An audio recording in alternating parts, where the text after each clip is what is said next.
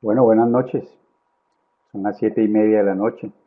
Bienvenidos a todos a este webinar de sesiones de ecocardiografía que está organizando la Sociedad Colombiana de Cardiología en cabeza en este momento y en este ciclo del mes de la sección de imagen cardíaca, la cual preside Jaime Alberto Rodríguez, quien es gran amigo, pero además excelente académico y excelente persona. Y como estamos empezando, la idea es que voy a tratar de hablar unos 2 o 3 minutos mientras esperamos al resto de las personas para que entren y se conecten al webinar. Eh, es importante agradecer la gestión y el esfuerzo que está haciendo la sociedad para mantener la actualización.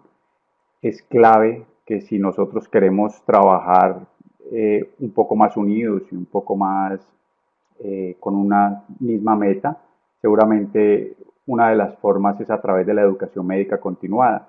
Muchos estamos en el ambiente académico, pero también un gran porcentaje de las personas y de los cardiólogos que laboran en Colombia y en otras partes, pues no están en ese ambiente y seguramente esto y este tipo de actividades redundan en tener un poco más de uniformidad, al menos de la información que debemos manejar cuando estamos enfrentados a las imágenes.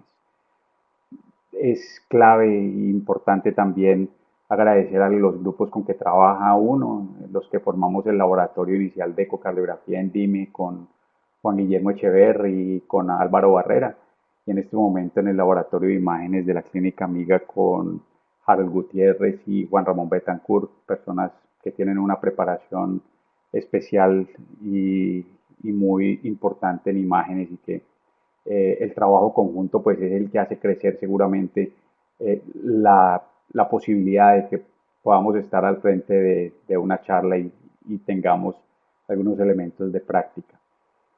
Eh, para los que no me conocen, mi nombre es Juan Carlos Urrea, yo soy cardiólogo. Eh, Estudié medicina interna y cardiología en la Universidad Javeriana y hice un año allá de imágenes con el doctor eh, Ricardo Borges, la doctora Nubia y el doctor Gerardo Arturo Márquez. Y en ese sentido, digamos que a través del tiempo pues hemos tenido diferentes personas que de una u otra forma han permitido influenciar y crecer en las imágenes. Siempre lo he dicho, ojalá tuviéramos la última palabra. Si la última palabra estuviera dicha en imágenes, seguramente la variabilidad de interobservador sería nula, pero eso lo sabemos todos que no es así. Es desde el punto solamente de entender en qué parte se debe medir exactamente el ventrículo para tomar sus dimensiones, la relación con la sístole, la diástole, el tiempo de relajación isovolumétrica, la contracción isovolumétrica. Cada uno de esos elementos entran a formar parte importante de lo que nosotros decimos como los pequeños detalles que hacen que la variabilidad mejore en los laboratorios. Y esa fue una de las primeras cosas que empezamos a trabajar como grupo de imagen en las diferentes partes, tratar de estandarizar lo que hacíamos. Incluso aquí en Cali estuvimos haciendo durante un muy buen tiempo, casi un año y medio, una reunión de todos los grupos de ecocardiografía de la ciudad. Nos reuníamos y cada uno nos asignábamos un tema y volvíamos a las bases como la sonografista, inclusive invitábamos a todas las sonografistas de la ciudad para que habláramos el mismo idioma. Eso permitió que muchas de las cosas que veíamos aquí en la ciudad se pusieran un poco más uniformes y fueran más estandarizadas y obviamente redundó en los informes de una manera más generosa y seguramente con información mucho más importante para las personas que solicitaban los estudios. Eh, en ese sentido, hoy vamos a hablar de la evaluación ecocardiográfica del ventrículo derecho. Para efectos prácticos voy a poner en pausa la imagen, pues para no distraernos un poco de lo que queremos enfatizar, que es la reunión académica. Nuevamente, soy Juan Carlos Urrea, cardiólogo. No tengo ningún conflicto de interés, aunque recientemente he pasado un proyecto para investigación en la universidad con el desempeño ventricular derecho como índice de severidad en SAFOS, eh, pero pues no creo que esto tenga ningún tipo de interferencia respecto a lo que vamos a hablar de las recomendaciones. De la misma manera, eh, para puntualizar, todos tienen activo el chat. Vamos a tratar, o voy a tratar de ir recogiendo las preguntas. Si las van haciendo a través de la charla, vamos a dejar para el final unos minutos importantes para resolver preguntas y voy a tratar de resolver lo que más podamos sin exceder el tiempo que tenemos todos también del descanso nocturno de este jueves. Eh, Vamos a arrancar entonces diciendo que las guías, básicamente no vamos a hablar, no vamos a hablar cosas nuevas, pero sí tengo que puntualizar y enfatizar en dónde están los pequeños errores que pueden generar que nos encontremos con diferencias en las mediciones de los diferentes laboratorios de eco. Y en ese sentido, pues no podemos irnos sin acordarnos de las revisiones de los técnicos de sonografía que hicieron en el año 2009, donde prácticamente desde el 2009 hasta hoy, con muy pocas variaciones, estas son las recomendaciones de las mediciones que se hacen en ecocardiografía. De la misma forma, obviamente las guías publicadas por el doctor Lawrence Rutsky en el año 2010, que nos dieron una muy buena información, obviamente para la parte del ventrículo derecho, en ese momento había estudios poblacionales y algunos estudios no tan generosos en número de pacientes, pero de todas maneras pudimos obtener algunos datos importantes respecto a muchas variables de información en este sentido y de la misma manera un tiempo más adelante, ya 5 años después, el doctor Roberto Lang y el grupo de la Universidad de Chicago a la cabeza, pues nos sacan las recomendaciones para la cuantificación de las imágenes cardíacas, en donde se vuelven un poco más generosos comparativamente con las recomendaciones del 2005, se volvieron un poco más generosas las recomendaciones en la evaluación de las cavidades derechas. Obviamente les pongo ahí la traducción hecha por el grupo de ECOSIAC con el doctor Toldo y la doctora Plastino. Evidentemente toda esta información está disponible en internet para los que quieran profundizar un poco más. Y por último, esto pues unas recomendaciones un poco más nuevas del grupo de imágenes de la Sociedad Europea de Cardiología sobre los criterios de la ecocardiografía transtorácica. Una cosa muy importante en este sentido es que los textos guías, incluso hace poco revisando algunos de los capítulos del texto del libro europeo de cardiología de imagen cardíaca, me sorprendió de grata forma haber leído el capítulo de ventrículo derecho escrito por nuestro profesor, el doctor Gustavo Restrepo, y a todos les recomiendo ese libro. Es un libro maravilloso de información completamente actualizada en la evaluación ecocardiográfica, sobre todo con el estilo muy europeo de la organización y los puntos claves de la información. Para empezar, ¿qué nos proponen las guías del 2015? Y en esto debemos enfatizar que hubo unos pequeños cambios en las dimensiones que se dieron con respecto a algunas medidas del ventrículo derecho y de la aurícula derecha. En ese sentido, pues nos proporciona al menos unos valores de referencia más actualizados, pero ya bajo unas cohortes poblacionales mucho más grandes. En este momento en Sudamérica y en Latinoamérica se está trabajando por ECOSIAC a través de diferentes grupos de laboratorios de ecocardiografía en un registro para tener más datos nuestros de Latinoamérica respecto a las indexaciones de cada una de las estructuras cardíacas.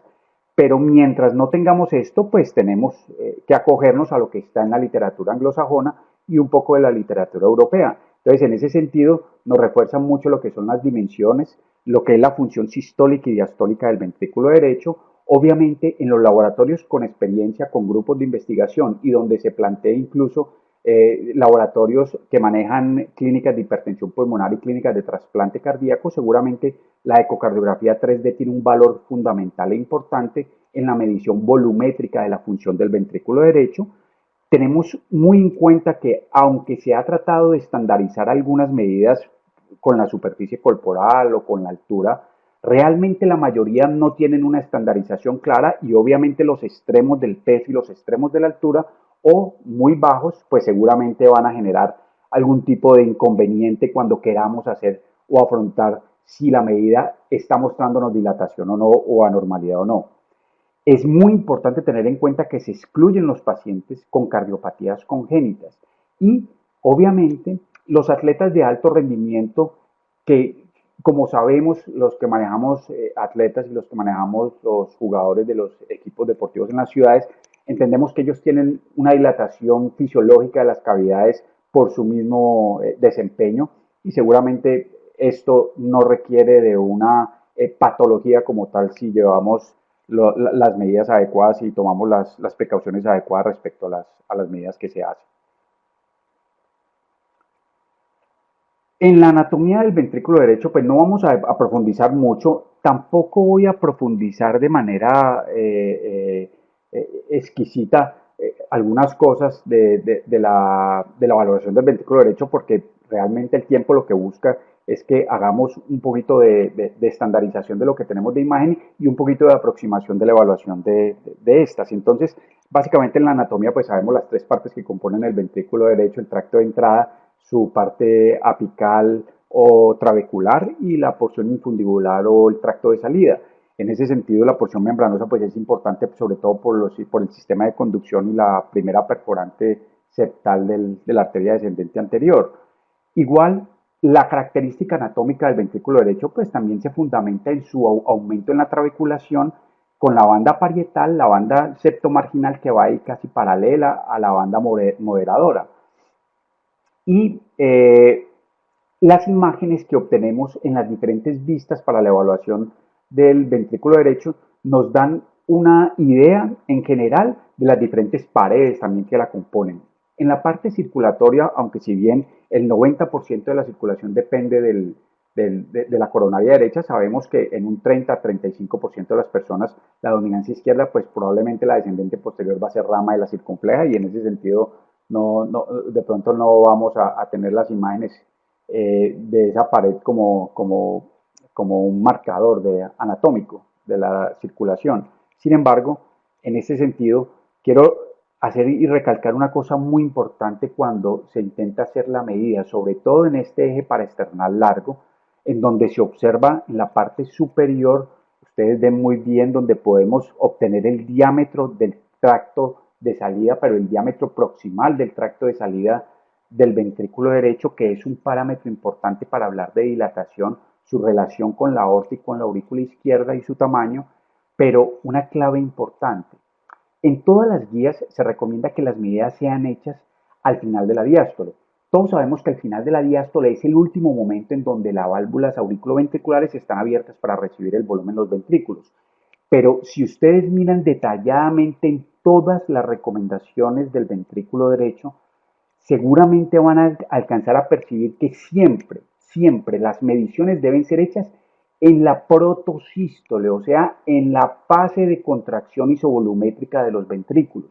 Es ahí donde el máximo volumen está y las válvulas están cerradas para garantizar que no haya movimiento de volúmenes y sea un poco más estandarizado esto. Ahora, algunos en algún momento plantearon que la protosístole era parte final de la diástole, pero pues para nosotros es claro que la protosístole o el comienzo de la sístole es la fase de contracción isovolumétrica.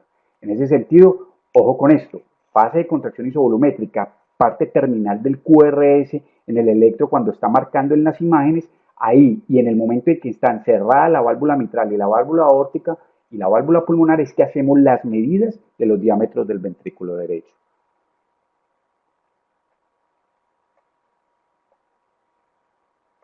Lo mismo en esta aproximación de el eje paraesternal largo, pero hacia el tracto de salida del ventrículo derecho, se observa, miren nuevamente la imagen, la válvula pulmonar cerrada para lograr hacer el diámetro del tracto de salida distal, que está justo por debajo de la válvula, y la evaluación, obviamente, del diámetro de la arteria pulmonar.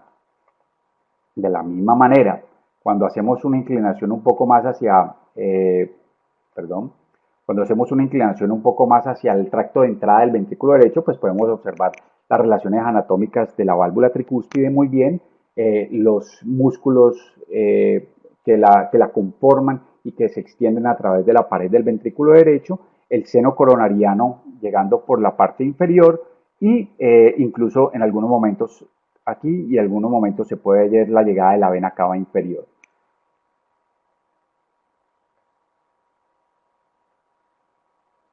En este eje paraesternal corto a nivel de grandes vasos, podemos ver nuevamente una evaluación de lo que es la aurícula derecha, válvula tricúspide, ventrículo derecho, pared anterior, eh, tracto de salida proximal, tracto de salida distal, arteria pulmonar y alcanzamos, aquí se nos mete un poco la imagen de la auriculilla izquierda para mirar lo que es la arteria pulmonar.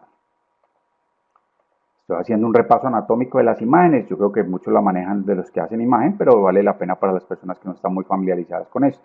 Nuevamente más hacia la arteria pulmonar en una vista un poco más superior paraesternal en eje corto, un poco más hacia la región supraesternal, no supraesternal sino hacia el segundo espacio intercostal. Probablemente ahí podemos visualizar mucho mejor lo que es la salida de la arteria pulmonar e incluso su rama derecha y su rama izquierda y esta porción importante que para nosotros es supremamente clave en la evaluación de un tromboembolismo pulmonar cuando el trombo está acabalgado sobre el circuito pulmonar. Por eso la importancia de cuando sospechamos tromboembolismo pulmonar, tratar de hacer la aproximación profunda de las arterias pulmonares para tratar de visualizar si al menos vemos el trombo localizado en esta circunstancia. En un eje corto a nivel de, perdón, en un eje paraesternal corto también nuevamente a nivel de la válvula mitral en la porción de su boca de pescado, pues podemos ver también la pared inferior del ventrículo derecho. Muy importante esta imagen, sobre todo en los infartos que comprometen la pared inferior y el territorio inferoseptal, para mirar si hay compromiso de la pared inferior y lateral del ventrículo derecho asociado a los infartos de la coronaria derecha, que también dan valor pronóstico en lo que tiene que ver con enfermedad coronaria. Ya a nivel de músculos papilares anterolateral y posteromedial, nuevamente la importancia de ver la pared inferior, algo del segmento lateral y la pared anterior del ventrículo, nuevamente, redundantemente hablando, es clave en la evaluación de la cardiopatía isquémica, que esas imágenes las tengamos claras para tener una aproximación asociada a los médicos tratantes de hablar que tenemos compromiso ecocardiográfico del ventrículo derecho. En una vista de 4 cámaras y muy importante, tenemos en cuenta que en algunos escenarios no es fácil tener la medida de los diámetros basales medios y apical del ventrículo derecho, ni tampoco hacer una aproximación de otros escenarios porque la limitada ventana no lo permite, porque el paciente tiene patología pulmonar y por diferentes cosas. En ese sentido, una aproximación global y grande que recomiendan la mayoría de los autores es tener la relación anatómica que tiene el ventrículo derecho con el ventrículo izquierdo, y sabemos que él, como lo envuelve de una manera por sus dos fibras, sus longitudinales y sus circunferenciales, envuelven al ventrículo izquierdo. Esto hace que su diámetro sea entre 1/3 y 2/3 el diámetro del ventrículo izquierdo, y por eso cuando no se pueden hacer claramente las medidas, pero tenemos una base de mirar el ventrículo derecho en relación 1:1 con el ventrículo izquierdo o un poco más grande que el ventrículo izquierdo, esa sola apreciación anatómica es suficiente para referirse y concluir dentro del informe que hay un aumento en el diámetro del ventrículo derecho sugestivo de crecimiento y anormalidad de sus cavidades. Y esto debe quedar reportado. Ya en una aproximación un poco más enfocada en el 4 cámaras hacia el ventrículo derecho para ver mucho más las trabéculas, y una aproximación que es un poco más hacia la línea media, sin irse casi hacia el espacio subhipoideo, para mirar y tener una apreciación mejor de lo que es la aurícula derecha, la válvula tricúspide del ventrículo derecho con su pared lateral. Ya en esta aproximación, que ya es un 5 cámaras apical buscando también la aproximación visual hacia el ventrículo derecho, pues obviamente tenemos la relación anatómica de la banda moderadora, que es clave para todos nosotros.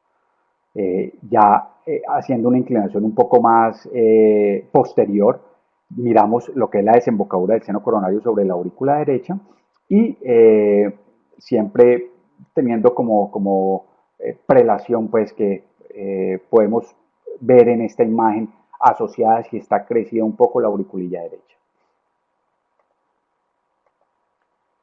Ya a nivel subsifoideo o subcostal, en un 4 cámaras, pues obviamente esta es la medida exacta para poder hacer en diástole la medición de la pared libre o lateral o anterolateral del ventrículo derecho.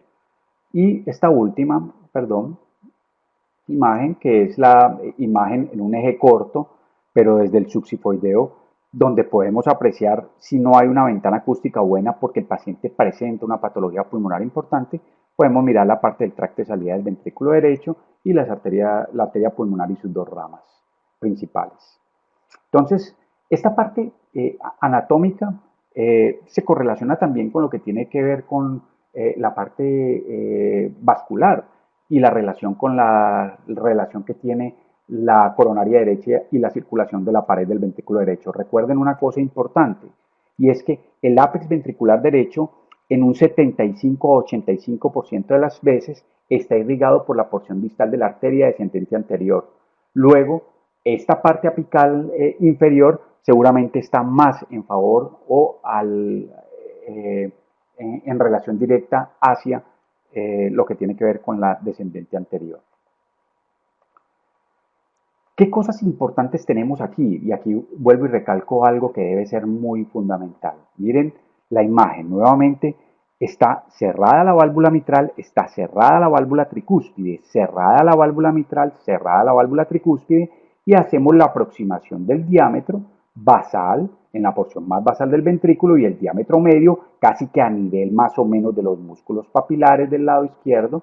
En este punto es donde hacemos las medidas y nuevamente el eje longitudinal para mirar el largo del ventrículo. Esto nos da unos parámetros de medición que cambiaron por 1 milímetro respecto a las guías que nos daban en el 2010. Y es que el diámetro basal se considera anormal, y recuerden que se sacaron con 2 desviaciones estándar.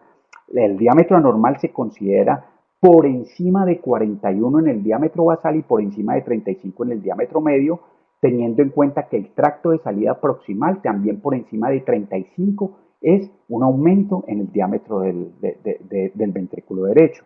Entonces, como punto importante de esto, recuerden, dilatación del ventrículo derecho a partir de un diámetro basal medido en más de 41 milímetros, o sea, a partir de 42, el diámetro medio más de 35 y el diámetro a nivel del tracto de salida proximal mayor a 35. Con 2 de ellos tenemos una sensibilidad importante para hablar de dilatación de la cavidad.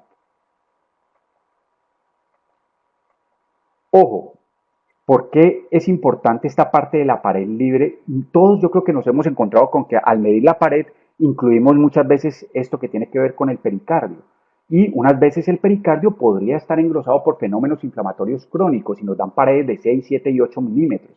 Entonces, la recomendación del 2010 en este sentido, si ustedes aprecian la imagen, se nos hizo un poco más escueta al decir, ojo con la hiperrefringencia que encontramos por fuera de la pared. La pared es lo que veamos menos denso dentro de la imagen y esa es la medición que debemos hacer respecto a la pared del ventrículo derecho para que podamos homogeneizar y estar hablando el mismo idioma respecto a lo que es la hipertrofia de la pared del ventrículo derecho. Y esta se define como mayor a 5 milímetros. Yo creo que todavía tenemos mucho trabajo por hacer en este punto porque sabemos que algunos pacientes manejan un poco más por las mismas trabéculas este diámetro, pero en general es lo aceptado. Acompañando la valoración de las dimensiones del ventrículo derecho, pues no se queda atrás la aurícula derecha. Y en ese sentido, uno de los cambios grandes que hubo respecto a las guías del 2010 es que dejamos de escribir o poner como un punto o un parámetro importante el área en 18 centímetros cuadrados como parámetro para hablar de dilatación de la aurícula derecha. Y a partir de ahora, empezamos a utilizar más lo que tiene que ver en el volumen indexado de la aurícula, solamente con una medición en 4 cámaras, eh, eh, con el método de área de longitud o con el método biplano, cualquiera de los dos, cualquiera de los dos dan un área que para efectos prácticos y para que todos tengamos como un mensaje, se habla de crecimiento ya no por encima de 18 centímetros o de dilatación de la aurícula, sino que se habla en hombres por encima de 32 mililitros sobre metro cuadrado y en mujeres por encima de 27 mililitros sobre metro cuadrado. Y no se recomienda utilizar la terminología de severidad leve moderada, porque pues realmente esto no está estandarizado. Ahora, sí sabemos que tener una aurícula 2 veces el diámetro del ventrículo da severidad y se puede explicar y se puede definir como una severa dilatación de la aurícula derecha. Pero en general no se recomienda estratificarla como si está leve o moderada. Puntos de corte 32 y 27 en las mujeres.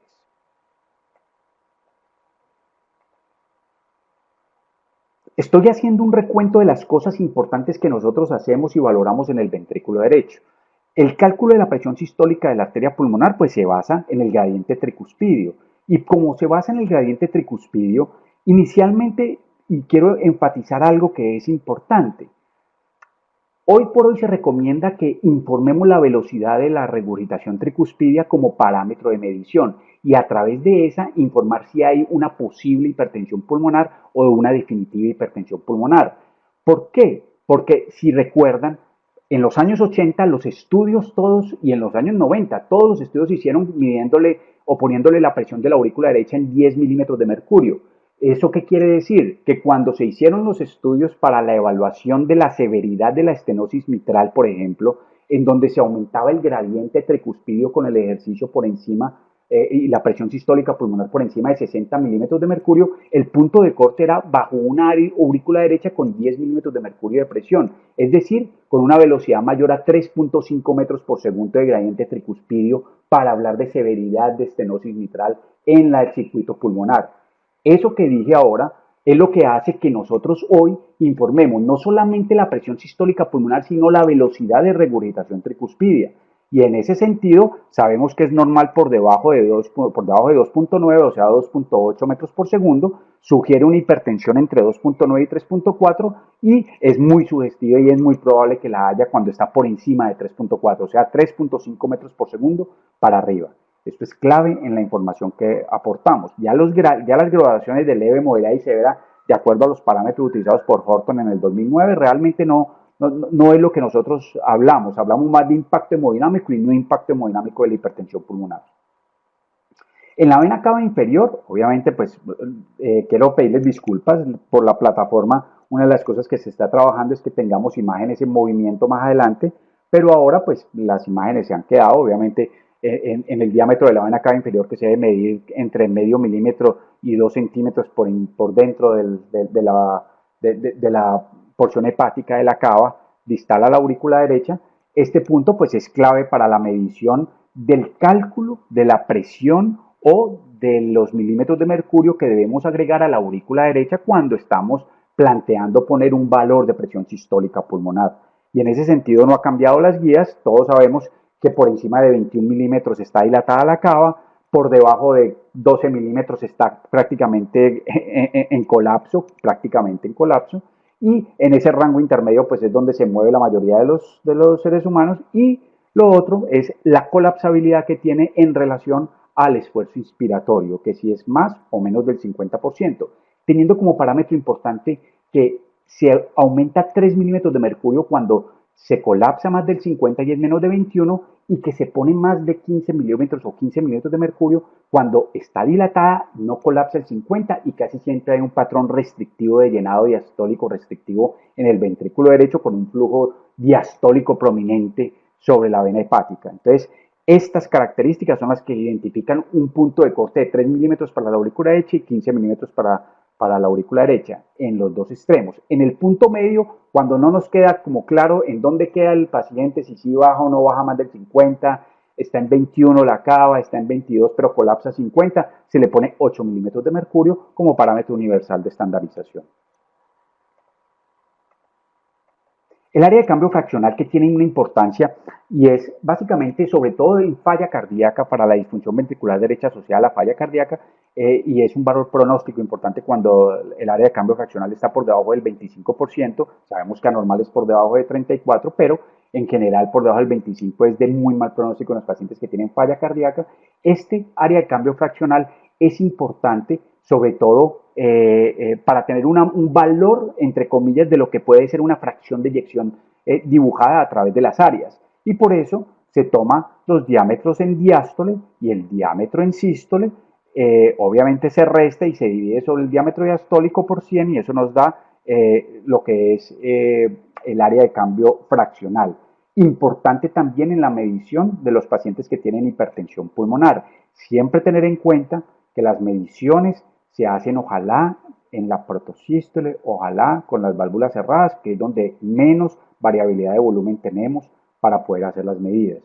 Y siempre teniendo la mejor aproximación de ver todas las paredes del ventrículo derecho. Si no las podemos ver, pues no hagamos mediciones inexactas.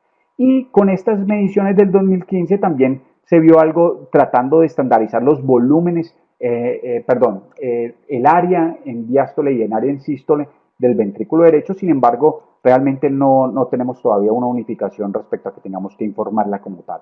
Sí es importante el área de cambio fraccional. Entonces, la desviación estándar es 49 más o menos 7%, teniendo un umbral de anormalidad para hablar de disfunción sistólica del ventrículo derecho cuando está por debajo de 35, o sea, 34% para abajo. Ejemplos de pacientes que tienen una fracción de eyección, un área de cambio fraccional conservada, no tiene que ver con la fracción de eyección, y un área de cambio fraccional reducida probablemente en esto. Y en esta imagen bastante importante, recuerden que otro de los parámetros para hablar de la hipertrofia o de la dilatación de las cavidades derechas, cuando no lo tenemos claro, es que en nuestra imagen el ápex ventricular se ocupa por el ventrículo derecho. Esa es una relación anatómica importante para hablar de componente de sobrecarga, posiblemente de presión o de volumen de las cavidades derechas. El TAPSE, y más adelante y al final les voy a poner un estudio donde al final nos dicen, pero ¿por qué no ponemos el TAPSE? El TAPSE tiene que estar puesto como valor y como parámetro de las fibras longitudinales de la función sistólica del ventrículo derecho. Debe estar informado en todos los ecocardiogramas y nos da una medida global de la fracción de eyección. Incluso hay estudios donde podemos aproximar la fracción de eyección incluso con la volumetría cuantificada por resonancia magnética con unas buenas correlaciones. Sin embargo, ojo con el TAPSE, tenemos que tener una buena aproximación, tenemos que mirar que pase por el ápex ventricular muy bien la excursión que vamos a hacer con nuestro cursor para interrogar bien el TAPSE y hacer muy bien la medida para no tener equivocaciones en este sentido. Hay también validaciones respecto al TAPSE y la fracción de eyección, realmente no son de manera importante para tener en cuenta. Y recuerden esta imagen, siempre pasando por el ápex ventricular derecho como parámetro de medición adecuada del TAPSE. En los parámetros Doppler, y en este importante el Doppler pulsado y el Doppler tisular color, es clave que también son parámetros de la función longitudinal sistólica del ventrículo derecho y como punto importante se considera normal en el Doppler tisular pulsado que tenga una velocidad menor de 9.5 metros por segundo o en el Doppler tisular color con una velocidad menor de 6 centímetros por segundo. El índice de desempeño ventricular es un parámetro, y es el que yo les digo que estoy trabajando en SAJOS, pero el índice de desempeño ventricular es un parámetro de desempeño global de la función del ventrículo derecho. Todo el mundo lo ve complejo y algunas veces cuando doy la charla o cuando doy la charla aquí en Cali, cuando me tocó ventrículo derecho aquí en Cali, me decían, pero es que eso es complicarse y demorarse más tiempo. Eso no se demora más tiempo. Hay dos parámetros de medición, o se mide con el flujo de entrada de la válvula mitral y luego el flujo eyectivo a nivel del tracto de salida del ventrículo derecho y la arteria pulmonar, o se mide con el Doppler tisular lateral tricuspidio y se hacen los puntos de corte. El tiempo, hay un tiempo que se llama tiempo de apertura y cierre de la tricúspide y el tiempo eyectivo pulmonar.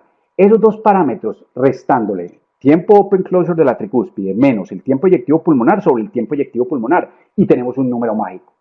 Sabemos que ese número mágico establece que si nosotros encontramos un desempeño ventricular mayor de 0.42, estamos hablando de un ventrículo que tiene afectación en su función global sistólica. Y si estamos hablando de hipertensión pulmonar, debemos incluir esto como un parámetro de repercusión hemodinámica en el informe que hacemos de ecocardiografía. Ya para la parte tisular, el punto de corte es un poco más preciso, 0.53 para arriba. Es normal por debajo de estos valores. Recuerden, para hablar de repercusión hemodinámica. La resistencia vascular pulmonar, si bien es una fórmula que se puede calcular y podemos calcular las unidades Woods, no la recomiendan porque faltan todavía estudios importantes respecto a esto y hay muchas variables de confusión respecto al flujo, respecto a la tensión, respecto a la insuficiencia tricúspide y a otra serie de variables. Así que por ahora no nos preocupamos por esto. En la fracción de eyección de 3D, y esto es claro, en la medida que tengamos 3D y tengamos laboratorios de ecocardiografía con grupos de hipertensión pulmonar de trabajo y grupos de trasplante cardíaco de trabajo, es importante medir la volumetría 3D como parámetro que es con una buena precisión comparado con el volumen que se calcula en la resonancia magnética nuclear. Se debe incluir, está estandarizado y está recomendado hoy incluso entender que la fracción de eyección normal del ventrículo derecho está por encima del 45% para la volumetría 3D. Y ya lo que tiene que ver con el strain de la pared libre es importante también ahora que estamos tan en boga con el strain longitudinal global en la parte de cardiomiopatía por antracíclicos y la cardiopatía por cáncer. Este parámetro también es importante para la disfunción subclínica del ventrículo derecho como parámetro, hablando que ser menor de menos 20, o sea, menos 21, menos 22, menos 23 es normal y ser mayor a menos 20, o sea, menos 19, menos 18, menos 17 es un compromiso de la función que puede ser subclínico si el resto de los parámetros es normal o clínico si se compara con el resto de los parámetros.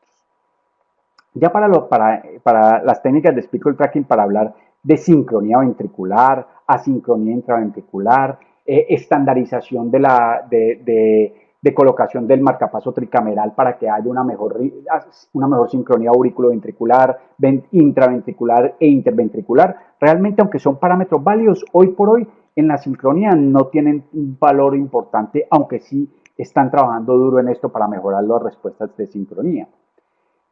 Y esto es como el resumen de los parámetros que tenemos respecto a la evaluación del ventrículo derecho como parámetros de anormalidad para hablar de crecimiento, anormalidad o repercusión hemodinámica por afectación del ventrículo derecho. Como recomendación general, ¿qué debemos poner en nuestro informe de ecocardiografía? El tamaño del ventrículo derecho.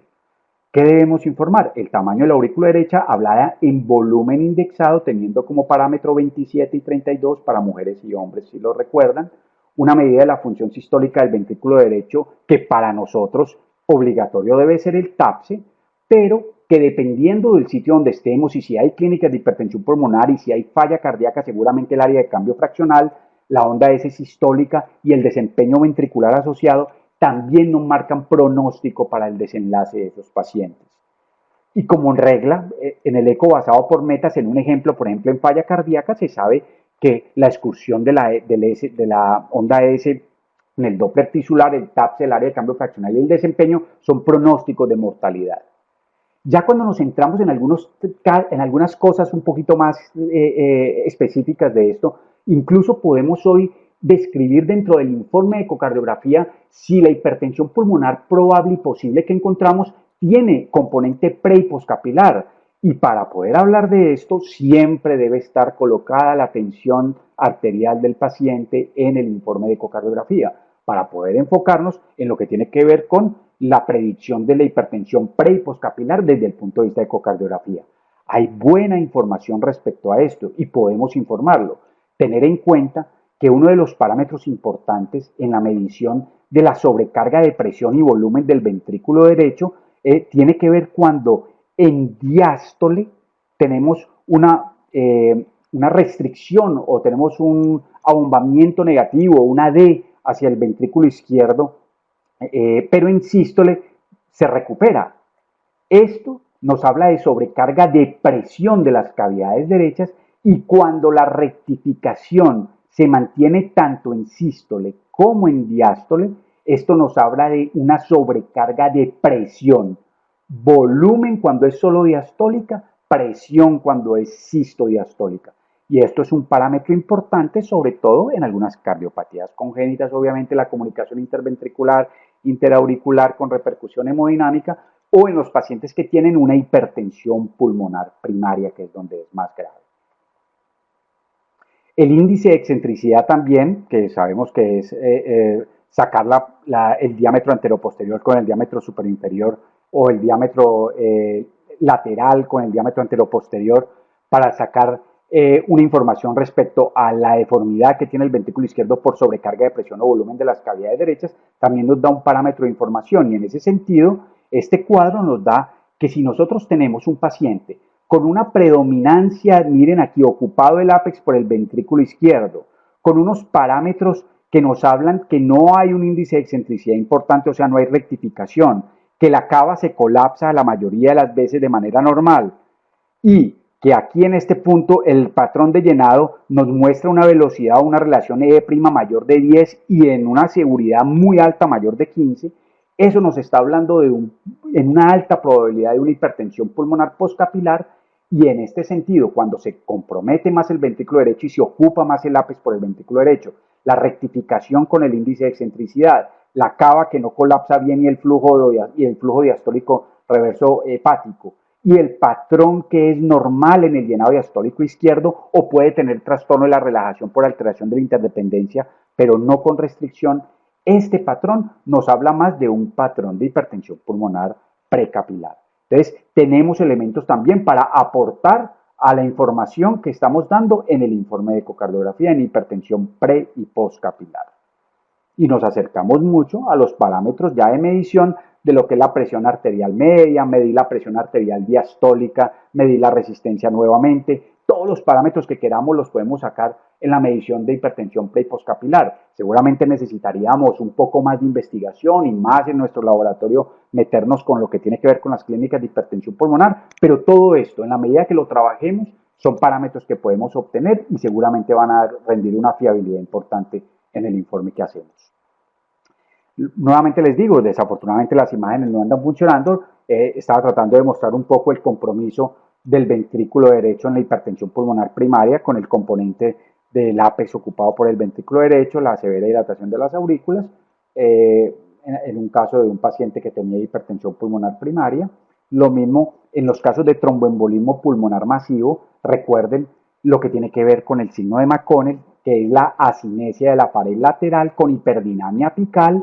Obviamente se altera el índice de excentricidad si logramos ver en las imágenes del eje paraesternal corto a nivel de la arteria pulmonar que hay trombo en tránsito, pues hombre, con mayor fiabilidad estamos haciendo el diagnóstico, y obviamente medir la insuficiencia tricuspidia. Recuerden que el parámetro de 60-60, que tiene que ver, ese parámetro de tromboembolismo pulmonar, que tiene que ver con un tiempo de aceleración pulmonar menor de 60, con una gradiente tricuspidio menor de 60 por la misma disfunción ventricular derecha que hay presente, nos habla de severidad de la hipertensión pulmonar.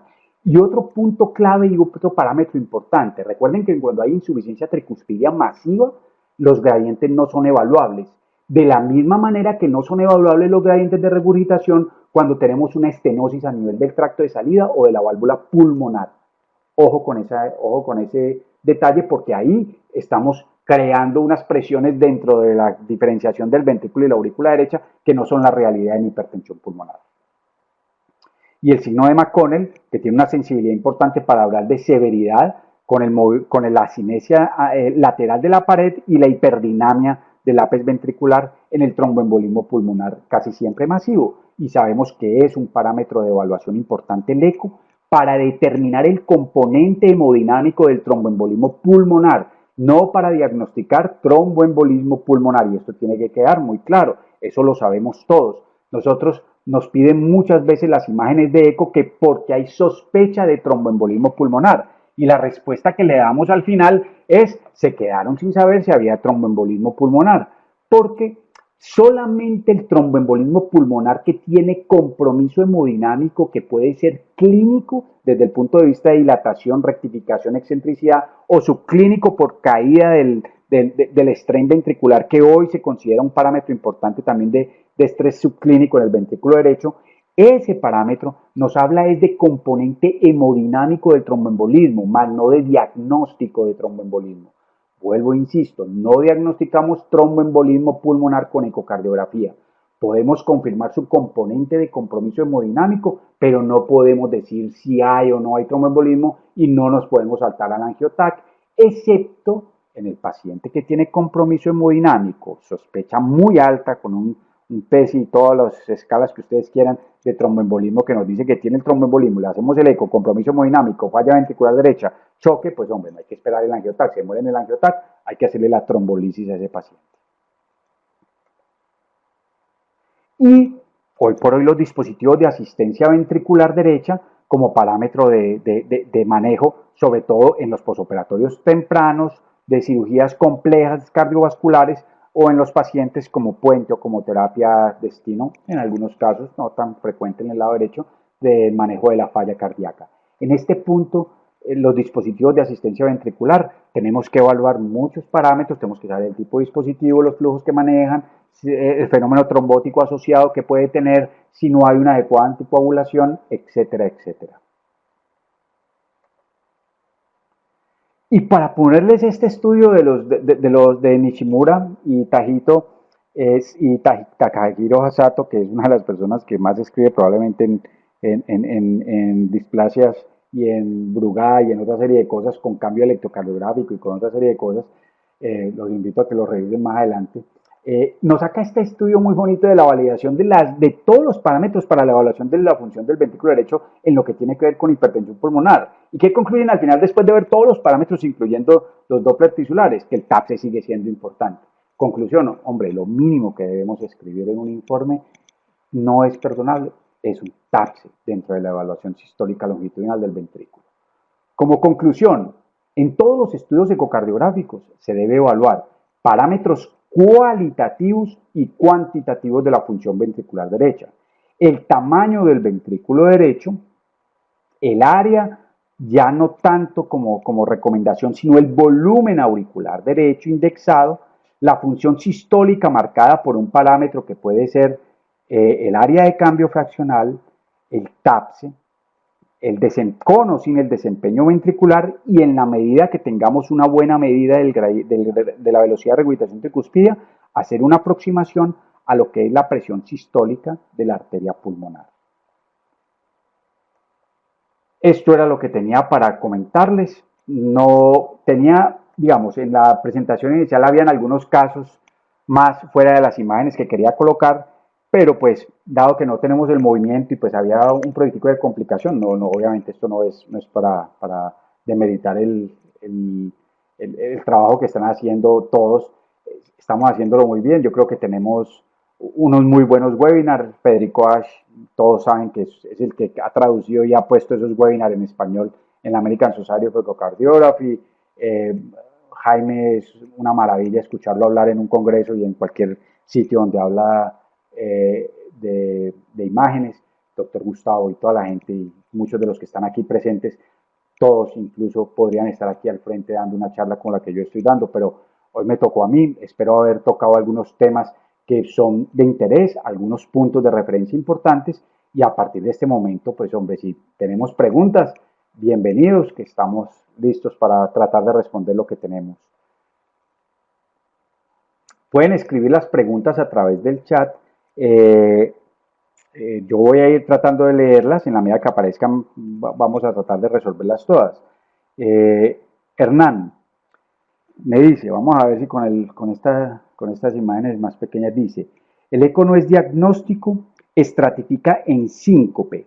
¿Qué signos ecocardiográficos orientan a TEP versus infarto extenso del ventrículo derecho, siendo McConnell a veces no específico? Es una muy buena pregunta, Hernán. En la evaluación isquémica del ventrículo derecho, el compromiso solo y aislado del infarto del ventrículo derecho es extremadamente raro. Recuerden que solamente se pudiese comprometer un poco la pared inferolateral en los pacientes que tienen compromiso de la arteria circunfleja dominante que suelta la descendente posterior y tienen un infarto generalmente inferolateral.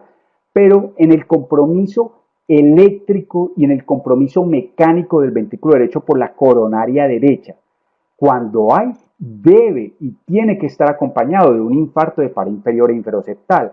Entonces, una de las claves ecocardiográficas es que asociado a la asinesia que podemos incluso ver en el eje paraesternal corto de la pared inferior y de la pared lateral del ventrículo derecho, va a estar asociada la asinesia concomitante de la pared inferoseptal e inferior del ventrículo derecho.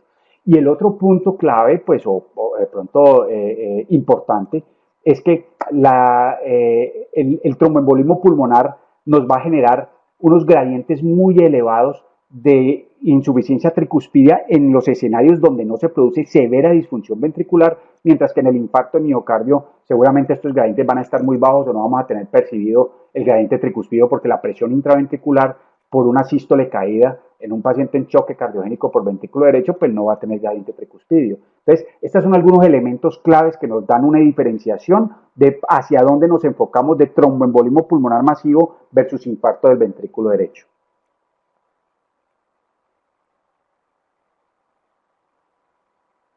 Hernán, ¿te quedó más o menos clara la respuesta?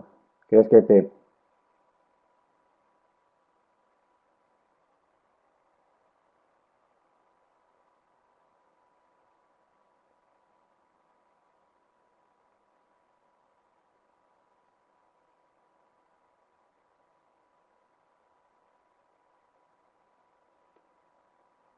Estoy esperando las preguntas, tranquilos, tomen el tiempo, tenemos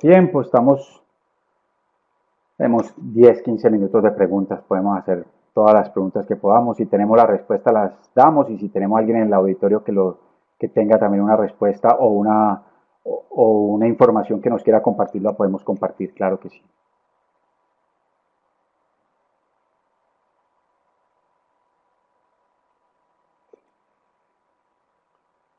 Tengo que agradecer de todas maneras a mi familia porque si mis hijos estuvieran aquí seguramente no estaríamos haciendo este webinar. Tendría el computador en el suelo y las paredes colgadas. Entonces tengo que agradecerle a mi esposa y a mis hijos que hoy hicieron un alto y se fueron a jugar afuera del apartamento. En tromboembolismo pulmonar, en paciente con hipertensión pulmonar moderada severa, ¿cómo se podría orientar el diagnóstico ecocardiográfico? Eh, en la evaluación del paciente que tiene una enfermedad tromboembólica venosa crónica que desarrolla hipertensión pulmonar y que de pronto puede desarrollar, digamos que voy a dividirlo en dos esa pregunta. Eh, y voy a repetir la pregunta nuevamente. En el tromboembolismo pulmonar o en la enfermedad tromboembólica pulmonar crónica que desarrolla hipertensión pulmonar, ¿cuándo podemos ubicarnos a pensar que está más molestando un tromboembolismo pulmonar nuevo o cuando pensamos que es la severidad de la hipertensión pulmonar? En ese sentido, hay unos trabajos muy lindos se me fue el nombre, perdón, discúlpeme, pero escribe para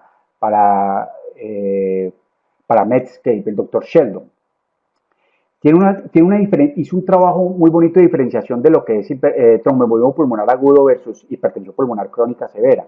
El punto clave aquí es la clínica, porque en un paciente que tiene enfermedad tromboembólica venosa crónica, que tiene hipertensión pulmonar de base, que maneja una clase funcional 3, si hace un nuevo tromboembolismo pulmonar, el compromiso hemodinámico es marcado y casi mortal, y van a hacer mucho compromiso hemodinámico. En el paciente que no tiene marcada hipertensión pulmonar, casi siempre en la clínica de lo agudo, lo que nos empuja a pensar no de ecocardiográfico, sino clínico, que lo que estamos viendo en eco en este momento es un componente de hipertensión pulmonar severa, una rectificación sistodiastólica del septum, una hipertensión pulmonar marcada sin compromiso hemodinámico, probablemente una hipertensión pulmonar severa que se está descompensando por un cuadro respiratorio reciente y por diferentes cosas, y ya ahí entrarán a evaluarse otra serie de estudios paraclínicos, pero desde el punto de vista de ecocardiografía, nosotros como eco no es fácil que identifiquemos en hipertensión pulmonar severa tromboembólica crónica, si podemos decirlo aisladamente sin ver la clínica, que esto es más un tromboembolismo en una hipertensión crónica severa o en la hipertensión pulmonar crónica severa muy descompensada. Es muy difícil, tiene que cogerse la clínica y recuerden, la integración de las imágenes va de la mano con la integración clínica. Nosotros no podemos hacer un informe de eco sin saber qué le está pasando al paciente. ¿Cómo reportar la existencia de la presión pulmonar? Textualmente informamos el valor o damos la evaluación, además de la cualitativa como leve, moderada o severa, informar como poco probable, probable o de certeza. Muy buena pregunta, Solón. Eh, la recomendación hoy que se da es poner la velocidad de regurgitación tricuspidia. Esa es la recomendación. Nosotros podemos aproximar la presión sistólica pulmonar basado en lo que calculamos de la presión de la aurícula derecha por la cava y por la colapsabilidad que tiene con el esfuerzo inspiratorio.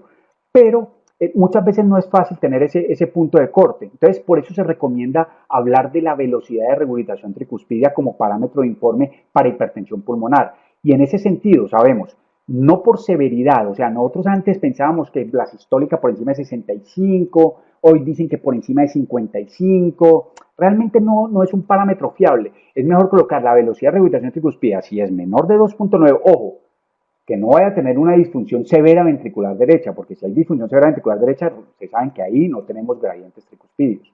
Que no haya eso, ni haya estenosis pulmonar, ni estenosis del tracto de salida del ventrículo derecho. No tengamos nada de eso, debemos informar velocidad de regurgitación tricuspidia menor de 2.9, entre 2.9 y 3.4 muy probable, y más de 3.4 posible o de alta probabilidad de la hipertensión pulmonar. Y así es como la deberíamos informar hoy probablemente. Agregamos la presión sistólica pulmonar como valor agregado si creemos que tenemos claro la presión de la aurícula derecha, y ahí pues sería como parte de la información. Libardo, amigo, saludos. No te vi montando bicicleta en Italia. El infarto del ventrículo derecho que ya ha sido revascularizado, se le ha hecho angioplastia al vaso culpable. Existen algunos signos ecocardiográficos que determinen que no habrá recuperación hemodinámica temprana y que pueda servir como parámetro para establecer la asistencia del ventrículo derecho. Una muy buena pregunta, Libardo. Y ustedes que tienen la clínica de probablemente asistencia ventricular más grande en Colombia, si no es la más grande de muchos países de Latinoamérica, saben que en la evaluación del ventrículo derecho respecto al infarto agudo de miocardio que compromete el ventrículo derecho, es solamente no ecocardiográfico, clínico. Si el paciente, después de trombolisis no, después de angioplastia al vaso culpable, persiste en estado de choque hemodinámico, eso es un mal pronóstico. La mortalidad sube del 50 al 80%. Y nosotros no podemos esperar más de una hora para tomar la decisión que si ese paciente no recupera algún parámetro sistólico, cualquiera que sea, no medido en tantos centímetros por segundo de la onda S, ni en tanto del gradiente tricuspídeo, nada, ni en TAPSE. Solamente si el paciente hemodinámicamente no mejora en la siguiente hora después de un choque cardiónico de ventrículo derecho reperfundido, seguramente el pronóstico es muy malo, la mortalidad es muy alta y seguramente vamos a tener que entrar a una asistencia ventricular como puente a ver si hay una recuperación en las siguientes 24 horas, porque en el agudo no nos está mostrando recuperación. ¿Listo? Eso es como lo que te puedo decir. Y creo que la experiencia va en eso. No creo que tengamos un parámetro fiable que nos diga que se recuperó el ventrículo derecho, porque además el mismo paciente que está comprometido hemodinámicamente, la evaluación del ventrículo derecho por infarto, muchos de nosotros no tenemos tanta o la experiencia de ver cómo están comprometidas las paredes inferior y lateral, que son las que más se comprometen, y la anterior en algunos, en uno de los infartos anteriores extensos, en el infarto del ventrículo derecho. Entonces, por eso es más hemodinámico. Sigue inestable, seguramente la asistencia va a ser un puente a recuperación en las siguientes 24 horas, a ver qué pasa con el paciente.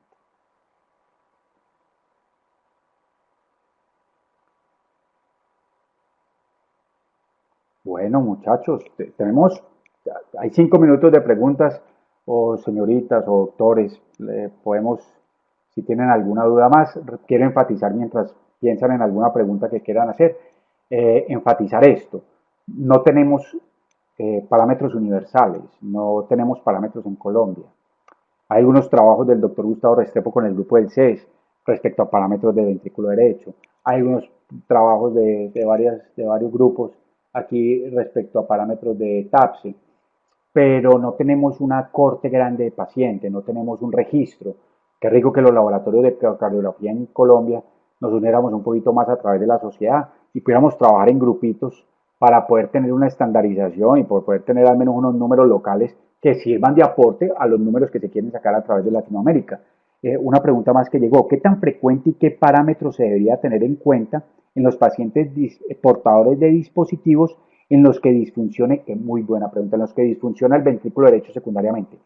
Todos sabemos que uno de los terrores que pueden tener cualquier electrofisiólogo es implantar un marcapaso a un paciente en falla cardíaca y que tenga falla ventricular derecha, porque el paciente definitivamente va a terminar muy mal, muy sobrecargado de volumen, parámetros de plétora yugular y plétora cava, porque el paciente hace falla ventricular derecha franca por la misma disincronía, y algunos escenarios toca apagar más bien el electrodo para que no siga estimulando el ventrículo derecho. Entonces, digamos que los parámetros a tener en cuenta como tal para hablar de la disfunción del ventrículo derecho mediada por marcapaso no están establecidos, pero te puedo hablar de la experiencia del grupo. ¿Qué encontramos nosotros? El paciente tiene la plétora yugular y la cava en 25 milímetros. El paciente está completamente en falla ventricular derecha, casi siempre se asocia a TAPSes menores a 10 milímetros, y casi siempre pues ni le hacemos otro parámetro porque la S no va a estar ni siquiera en 6, la S tisular. Entonces, lo que hacemos nosotros con ese grupo de pacientes es, después de dar una dosis muy buena, cuidando la función renal, tratando de secar el paciente, haciendo freno tubular, poniendo triple antidiurético. Si después de todo eso el paciente falla en ventrículo derecho, desde el punto de vista ecocardiográfico no hay un parámetro estricto. Seguramente el paciente va a terminar con una disfunción que medida por el marcapaso del ventrículo derecho y va a ser muy difícil de manejarlo si no se apaga esa estimulación. Ya tendríamos que ver otro tipo de opciones o una asistencia. ¿Cómo explica usted la baja velocidad de una insuficiencia tricuspidia, siendo esta por Doppler color de grado severo, lleva incluso a la vena cava, llegando incluso a la vena cava inferior, por lo tanto arroja un gradiente bajo? El TAPS es normal, ¿será por la dilatación del anillo? Claro, muy bien. La pregunta es muy buena. Me están preguntando en una insuficiencia tricuspidia severa, que hace una plétora, que hace reflujo diastólico hepático, que llena la cava, ¿estamos subestimando la presión sistólica? Claro que la estamos subestimando. ¿Por qué? Porque si la insuficiencia es masiva, no tenemos gradientes que medir, no tenemos gradientes de velocidad. Simple y llanamente la sangre fluye libremente de cavidad a cavidad, o sea, se pierde completamente la teoría del círculo y el PISA, o sea, hacia un orificio de isovelocidad para que nos genere velocidad. Se pierde completamente las ecuaciones para medir los gradientes, y el Bernoulli pues queda completamente en el suelo cuando tenemos insuficiencia tricuspida masiva. Entonces ahí estamos subvalorando la presión sistólica pulmonar, y por eso probablemente un parámetro de medición pueda ser medir la presión diastólica en la insuficiencia pulmonar, la parte final de la porción del descendente de la insuficiencia pulmonar, medirle la presión arterial diastólica. Eso nos puede dar una idea de cómo está más o menos la presión sistólica pulmonar, y habrían otros parámetros también, pero en general se subestima, claro que se subestima en insuficiencia tricuspida masiva.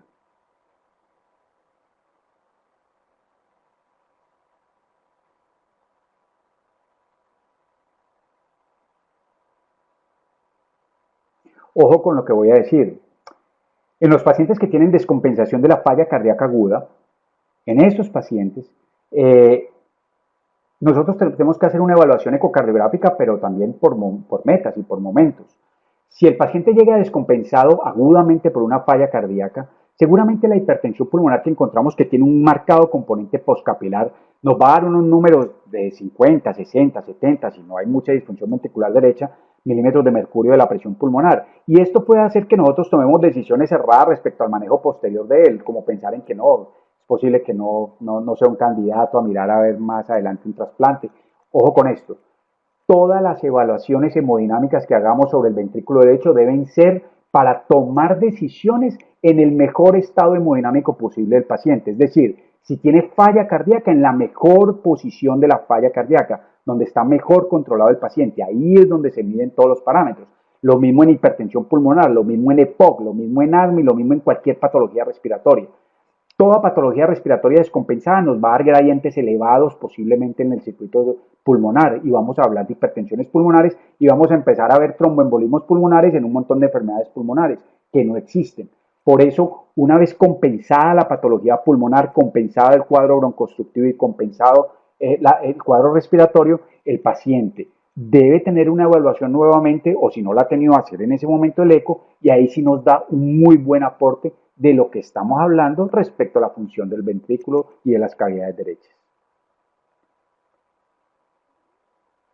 Jaime Rodríguez me dice, existe un parámetro adicional que es la medición de la excursión sistólica del tracto de salida. Claro, sí, medición de la excursión sistólica del tracto de salida del ventrículo derecho, medida en el eje corto de grandes vasos, con un punto de corte de 4 a 5 milímetros que correlaciona sistólica del tracto de salida. Claro, sí, medición de la excursión sistólica del tracto de salida del ventrículo derecho, medida en el eje corto de grandes vasos, con un punto de corte de 4 a 5 milímetros que correlaciona